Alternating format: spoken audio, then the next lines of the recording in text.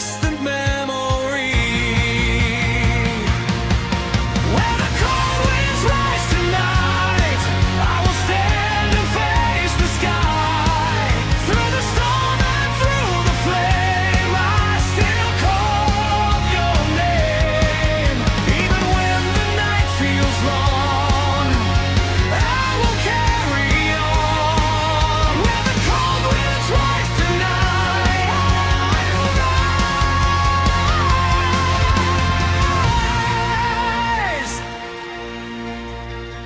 The northern stars begin to glow, guiding every step I know through endless